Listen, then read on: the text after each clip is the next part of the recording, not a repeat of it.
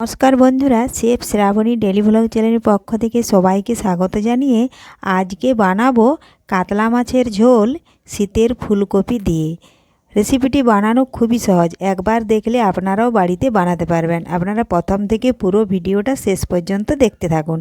যদি কোনো বন্ধু নতুন হয়ে থাকেন, চ্যানেলটি সাবস্ক্রাইব করে বেল আইকন হলে সেট করে দিন সবার প্রথমে আমার রেসিপি পেতে। চলুন তাহলে শুরু করি। তো দেখুন বন্ধুরা, এখানে কাতলা মাছ ধুয়ে পরিষ্কার করে লবণ হলুদ মাখিয়ে আমি 2 থেকে 3 মিনিট রেখে দিয়েছিলাম।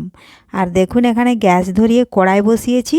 কড়াইয়ের মধ্যে পরিমাণ মতো সাদা তেল দিয়েছি। এখন মাছগুলো আমি তেলের মধ্যে দিয়ে ভেজে নেব।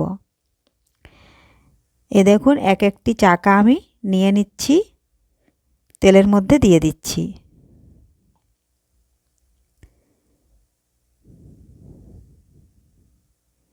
ভিডিওটি ভালো লাগলে একটা লাইক দিয়ে আমার পাশে থাকুন ও বন্ধুদের সাথে শেয়ার করে দিন। এগুলো উল্টে পাল্টে লাল লাল করে ভেজে তুলে নিয়েছি। আর এই দেখুন এখন তেলের মধ্যে দিলাম গোটা জিরে, 5 ফোড়ন। তো একটু ভেজে নিয়েছি। এখন দিয়ে দিচ্ছি পেঁয়াজ কুচি। পেঁয়াজ একটু নাড়াচাড়া করে বেশ কিছুক্ষণ ধরে লাল লাল করে আমি ভেজে নেব। দিলাম একটা তেজপাতা।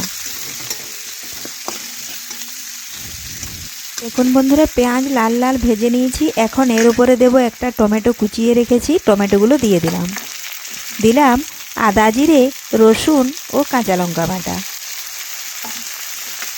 এখন ভালোভাবে একটু নাড়াচাড়া করে মিশিয়ে নিচ্ছি টমেটো আর মশলা। দেখুন এইভাবে নাড়াচাড়া করে মিশিয়ে নেব। আর মশলা একটু ভেজেও নিচ্ছি। দিলাম পরিমাণ মতো হলুদ গুঁড়ো। এটাও ভালোভাবে মিশিয়ে নিচ্ছি। দেখুন এইভাবে মেশাতে কিছুক্ষণ মশলা কষে নিলাম। এখন দিচ্ছি আবার একটু হলুদ গুঁড়ো। যদি মনে হয় যে হলুদ গুঁড়ো কম হয়েছে তো এইভাবে পরে একটু দিয়ে দিলেও কোনো ক্ষতি নেই। এখন কেটে রাখা ফুলকপি আলু আমি দিয়ে দিচ্ছি।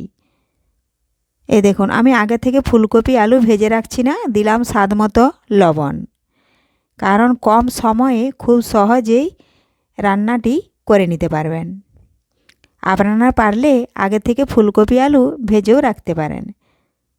তো দেখুন বন্ধুরা, ভালোভাবে মশলার সাথে ফুলকপি আলু আমি বেশ কিছুক্ষণ ধরে একটু নাড়াচাড়া করে ভেজে নিচ্ছি।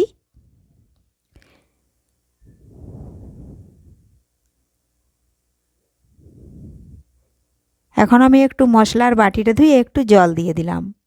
দিয়ে ভালোভাবে ফুলকপি আলু এইভাবে জলের সাথে নাড়াচাড়া করে মিশিয়ে আমি এখন 2 থেকে 2.5 মিনিট মতো ঢাকা দিয়ে রেখে দেব। তাহলে ফুলকপি আলু অনেকটাই সেদ্ধ হয়ে যাবে। তো ফিরে এলাম বন্ধুরা 2 মিনিট পর। দেখুন এখনও কিন্তু জল আছে। আমি নাড়াচাড়া করে নিচ্ছি।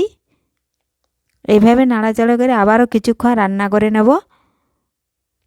দেখুন আবারও একটু ঢাকা দিয়ে দিচ্ছি। ঢাকা তুলে নিলাম। দেখুন এখনও জল আছে, আর কিন্তু ঢাকা দেব না। এখন নাড়াচাড়া করে জলটা শুকিয়ে নেব।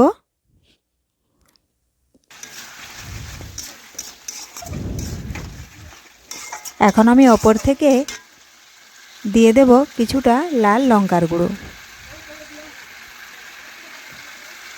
কালারের জন্য দিচ্ছি লাল লঙ্কার গুঁড়ো। এখন ভালোভাবে নাড়াচাড়া করে ফুলকপির সাথে মিশিয়ে নেব।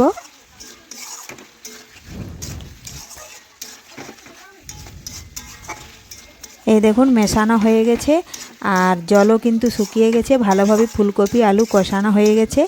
এখন আমি পরিমাণ মতো ঝোলের জন্য এখানে আমি পরিমাণ মতো ছোট বাটিতে 1 বাটি জল দিয়ে দিলাম।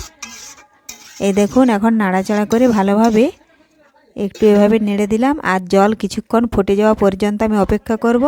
আর দেখুন মাছগুলো আমি ভেজে আগে থেকে তুলে রেখেছিলাম। ঝোল ফুটে গেছে। এখন এই মাছগুলো ঝোলের মধ্যে দিয়ে দেব। আর ঝোলের মধ্যে দিয়ে আবারও 1 মিনিট ভালোভাবে ফুটিয়ে নেব। দেখুন মাছগুলো দিয়ে দিলাম। এভাবে একটু নাড়াচাড়া করে মিশিয়ে দিচ্ছি। এখন 1 মিনিট ফুটে গেলেই ওপর থেকে ধনেপাতা কুচি দিয়ে নামিয়ে নেব। তাহলেই তৈরি হয়ে গেল কাতলা মাছের ঝোল ফুলকপি আলু দিয়ে। এ দেখুন ধনেপাতা দিয়ে দিলাম। রেসিপিটি ভালো লাগলে লাইক শেয়ার কমেন্ট করতে অবশ্যই ভুলবেন না বন্ধুরা। ধন্যবাদ। ফিরে আসবো আবারও কোনো নতুন রেসিপি নিয়ে।